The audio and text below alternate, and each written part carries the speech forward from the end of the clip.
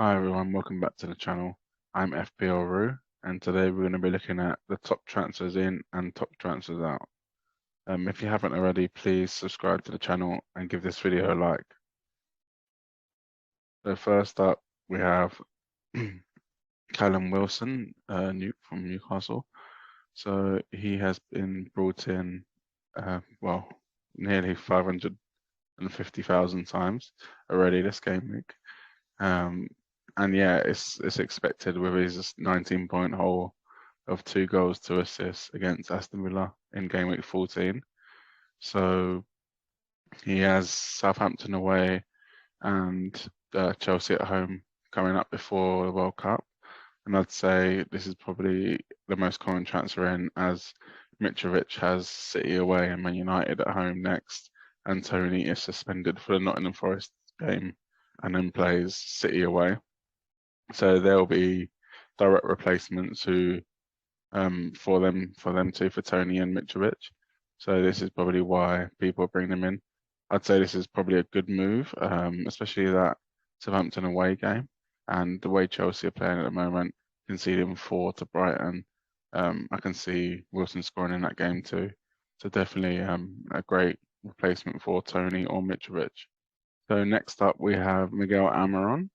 He was on the list last week as well.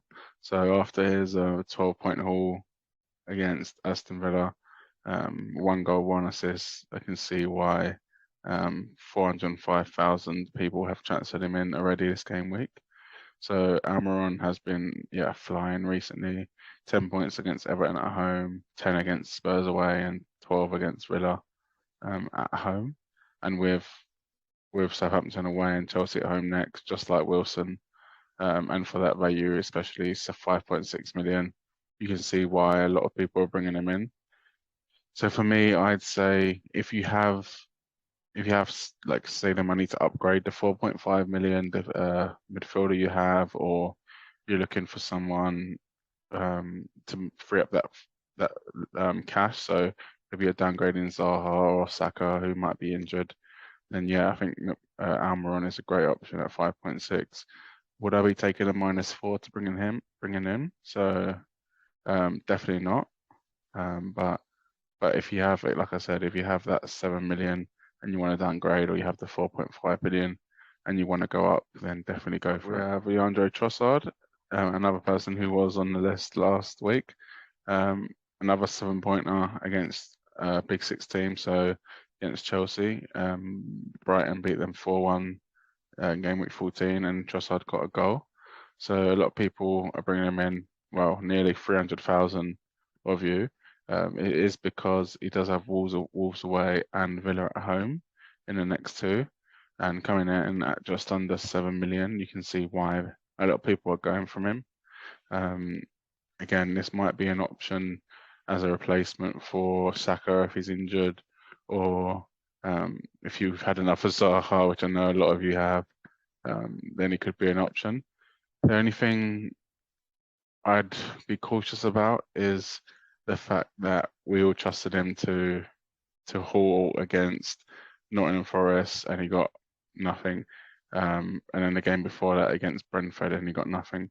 So yeah, it has been the last 3 times he has got a return, it has been against one of the big teams. So I'd be careful of that. And as well, you don't know if Villa are going to have that new manager bounce with Unai Emery coming in. That could be a factor when he plays them.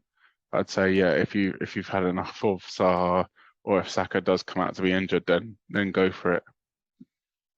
But now we're going to be looking at the transfers out, and top of that list is Ivan Toney with 600,000 transfers out. This is because he got himself a yellow card in the 93rd minute, similar to Maddison, means he'll be suspended for the next game, and that is against Nottingham Forest away. And Brentford do go to Manchester City the week after, so that is why a lot of people will be bringing him out.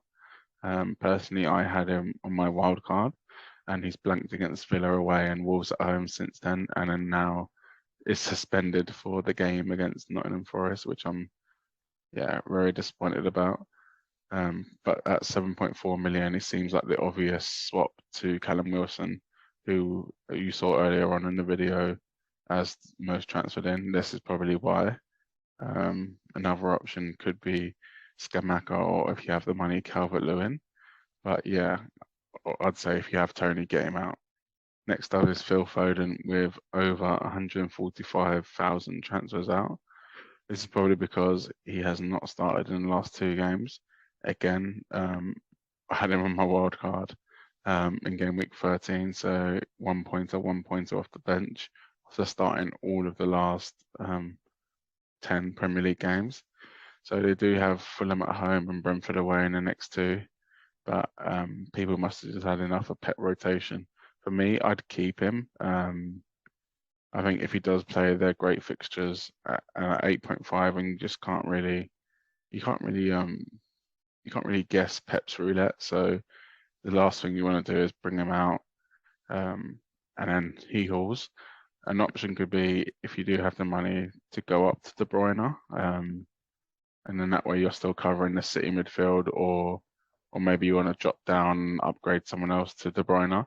Because I definitely think having 2 City attackers is a great option for these 2 fixtures, and especially if Haaland is not fit, then you want at least one.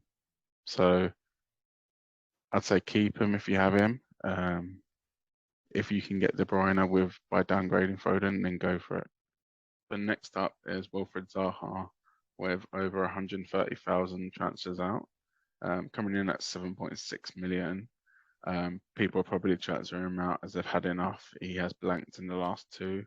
A lot of people bought him in on the game week 9 or game week 10 wild card, and yeah, you can see why, as he's only scored 1 goal in that time.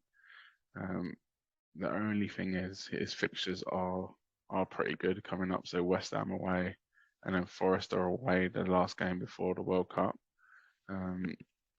Again, for me, if you have other fires, deal with them first, because Zaha does have great fixtures, and you never know as he's on penalties.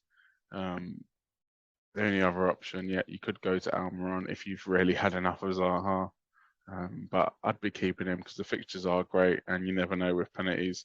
And yeah, personally for me, I've got other problems in my team, so I can't really think about doing transfers like this. But if you've got the transfers, then go for it. Thanks a lot for watching this video. If you haven't already, please give it a like and subscribe to the channel. Cheers. Thanks a lot for watching this video. If you haven't already, please give it a like and subscribe to the channel.